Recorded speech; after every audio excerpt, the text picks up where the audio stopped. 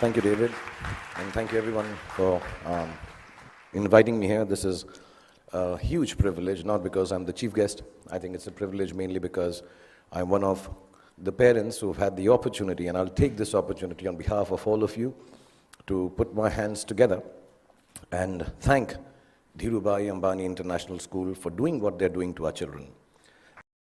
So I want to thank all the teachers, all the head of departments, Zareen, Farida. I mean, you are people I used to come to. When I have trouble, I come and look at their faces, go away, and I'm calm. Everything will be sorted out. Kavas sir, who's fantastic at cricket matches, shouts louder than anyone else in the world can.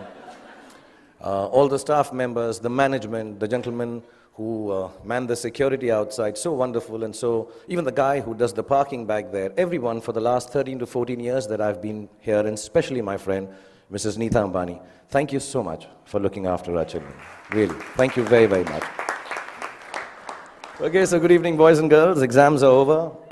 If I may say so, damn school is over, which seemed an impossibility just a few years back. That horrible math or physics or whoever your least favorite teacher is, you will never have to see again. That PE coach who was always out to get you is done and dusted. I know everybody's looking there. You want to party now, relax, hang out with the beautiful friends you've made in the last 13 years, 14 or some less. The last thing you really want to do is sit here and listen to someone give you advice on life lessons and what the future holds for you. And to top it, my qualification to be doing this is zilch, nada. Not at all, nothing. Really, apart from the fact that Neeta and I are friends, and thus I have some benefits. My reason to be here is the same as that of your elder brother or your sister being allowed to do things that you're not allowed to do at home. I'm like them, older, that's all. So if you think that I have had a successful career, as I was getting very embarrassed when David was recounting, because also it's been so many years since I've gotten an award now, yeah. This is like got to work harder. So also if you think I've had a successful career, a great past performance and my experiences of it are no assurance that it'll work in the future for you or work for you at all. And anyway, none of what I say today you will remember as soon as you're out of here. Or maybe even earlier, because you're still sleeping from the big party you guys had last night. What I say may make sense to your mom or dad, who will remember it some years down the line, and they will also remember it for all the inappropriate things that I'm going to say tonight. But you are here, and so am I, so I promise to keep this extremely crisp and sharp. 20 minutes, tops. But be rest assured, I understand if some of you walk out in the middle of my speech for bladder control reasons. Feel free to do that. Feel free, because that's what essentially my talk is about. Feeling free, the freedom to be yourself, to listen to your inner voice and never let anyone tell you who you are or who you ought to be, including me.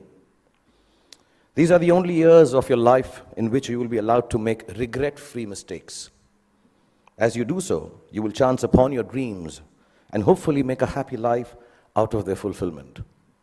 When you get to be 50, as some of your parents are, none of the mothers, they all look 35. They're all looking extremely hot. Some of your parents are, and like I am, you will know that the bulk of your regrets are from not having done what you wish to do. So don't hold it against your over-diligent father who's telling you to study extra even post the exams. Your annoying mother who's still depressed that your handwriting is bad. You know, she doesn't understand. If it was bad 5 years ago, chances are that your handwriting is not going to improve for the rest of your life, ever. Ma'am, get that clear. It's not going to happen. But let me assure you, squiggles and ants and mosquitoes on paper won't kill your career. Any doctor here will tell you, indecipherable hieroglyphics may actually be a career booster. Don't be angry that your parents tell you that friend of yours is not good company, he is spoiling you. And please don't hold it against them when they tell you, he's a movie star's son, he'll become a hero, what about you?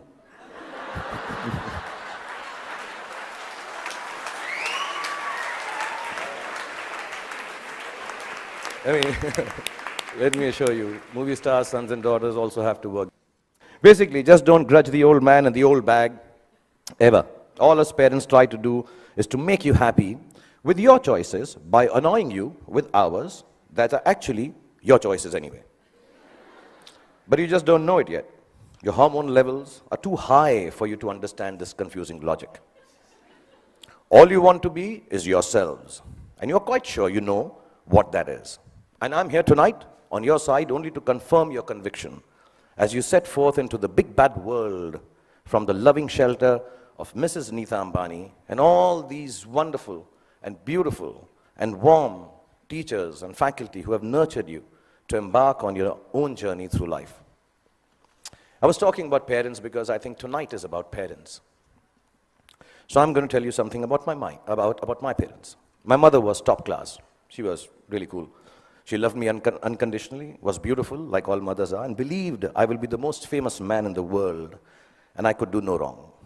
In Delhi, they say, "Hamara bachcha na is like the apple of my eye." Some Punjabi ladies make it bigger, like the pineapple of my eye. So I was the pineapple of my mother's eye.